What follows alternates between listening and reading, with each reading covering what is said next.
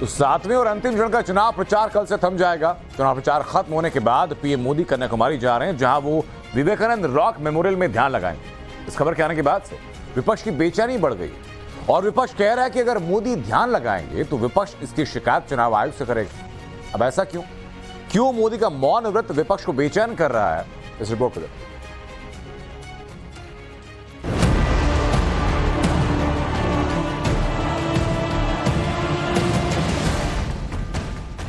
स्वामी विवेकानंद जी हम लोगों के लिए कुछ काम छोड़ के गए, कुछ कर्तव्य हमारे जिम्मे छोड़ करके गए।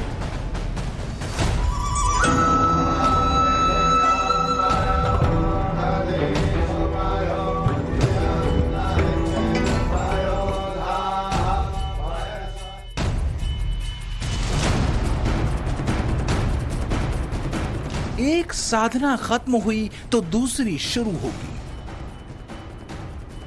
एक साधना थमेगी तो दूसरी और गहरे तक उतरेगी।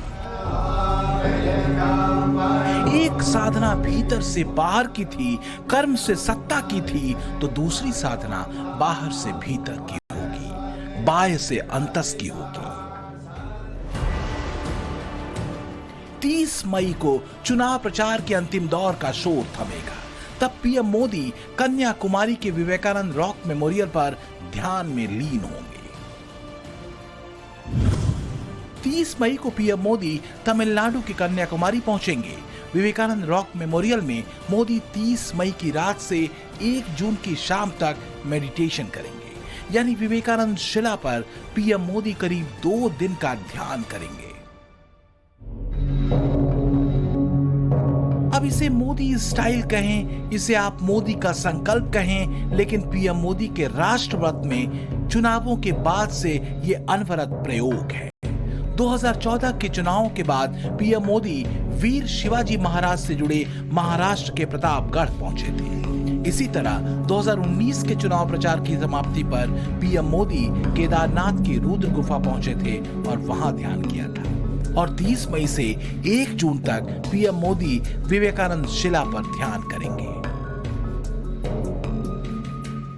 स्वामी विवेकानंद का असर प्रधानमंत्री नरेंद्र मोदी के जीवन पर खूब रहा है। विवेकानंद के आध्यात्मिक ज्ञान के अलावा मोदी राष्ट्र व्रत और राष्ट्र धर्म को लेकर विवेकानंद के विचारों के प्रशंसक और उनके अनुयायी रहे हैं।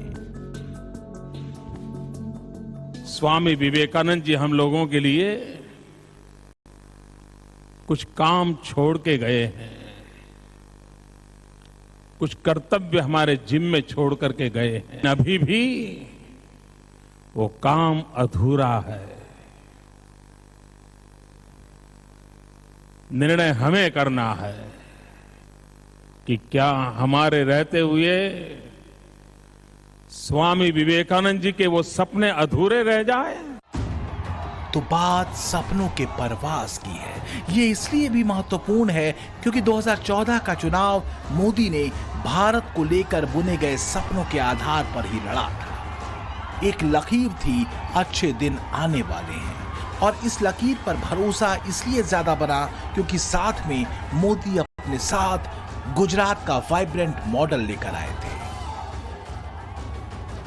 मोदी जिस सांस्कृतिक राष्ट्रवाद की बात करते हैं, जो विपक्ष को कसैला लगता है, जो कथित सेक्युलरिज्म के नाम पर वोट बैंक की इमारत को ध्वस्त करता है, वो है मोदी की विवेकानंद के विचारों से ली गई एक शानदार प्रेरणा, जो पुरातन और नूतन दोनों से जुड़ती है।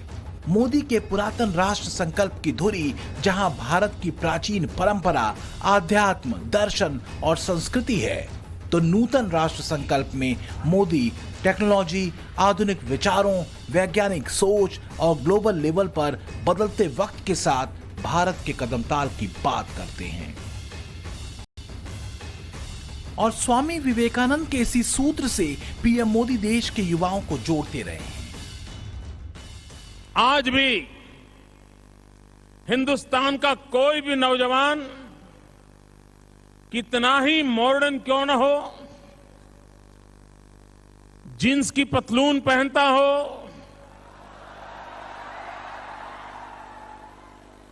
लंबे गुंगराले बाल हो, फैशन में डूबा हुआ हो, आधुनिक होने का गर्व होता हो, लेकिन उसके बावजूद भी कभी उसको स्वामी विवेकानंद जी की मूर्ति के पास या उसकी छवि के पास जाने का अवसर मिले, तुरंत उसका सर झुक जाता है। पीएम मोदी 30 जून को रात में इस विवेकानंद रॉक मेमोरियल में विवेकानंद शिला पर ध्यान करेंगे। विवेकानंद रॉक मेमोरियल समुद्र तट से 500 मीटर अंदर समुद्र में 2 चट्टानों के ऊपर बना है। कहा जाता है कि 1893 में विश्व धर्म सभा में शामिल होने से पहले विवेकानंद तमिलनाडु के कन्याकुमारी गए थे। यहाँ समुद्र में 500 मीटर दूर पानी के बीच उन्हें एक विशाल शिला दिखी, जहां वो तैरकर पहुंचे और वहां पर ध्यान किया। साल 1970 में इस शिला के पास स्वामी विवेकानंद को समर्पित एक भव्य स्मृति भवन का निर्माण किया गया। इसमें 4 मंडप हैं। इस मंदिर का आर्किटेक्चर बेहद खास है। इसके 70 फीट ऊंचे गुंबद को लाल और नीले ग्रेनाइट से तैयार किया गया है और ये पूरा इलाका 6 एकड़ में फैला हुआ है। 30 मई को पीएम मोदी जब इस मेमोरियल में पहुंचेंगे तो संदेश भी दूर तक जाएगा। दक्षिण से उत्तर तक एक भारत श्रेष्ठ भारत का संदेश। तब ये और भी महत्वपूर्ण होगा जब 1 तारीख को फाइनल दौर की वोटिंग हो रही होगी और पीएम मोदी विवेकानंद शिला पर ध्यानस्थ होंगे। जाहिर है देश की मीडिया में चर्चा का केंद्र मोदी रहेंगे। यही मुद्दा कांग्रेस को चिढ़ा रहा है। विपक्ष को दिक्कत मोदी के ध्यान कार्यक्रम से है, मौन व्रत से है। मोदी जी ने बहुत देर कर दी वहां जाने के लिए। उन्हें अगर वहां जाना था तो बहुत शुरू में जाना चाहिए था। इस मामले में राहुल गांधी उनसे आगे आ गए। उन्होंने अपनी यात्रा वहीं से शुरू की है। अब मोदी साहब अगर वहां जा रहे हैं तो अब पछतावा क्या करे जब चिड़ियां चुग गई खेत। अब तो उनकी सरकार जाने वाली है। अब तो सारी उम्र उन्हें मेडिटेशन ही करना है, चाहे वो कन्याकुमारी करें या हिमालय पहाड़ पे करें। माननीय प्रधानमंत्री ने जो घोषणा की है कि वो एक मौन व्रत में बैठेंगे 30 तारीख की शाम से।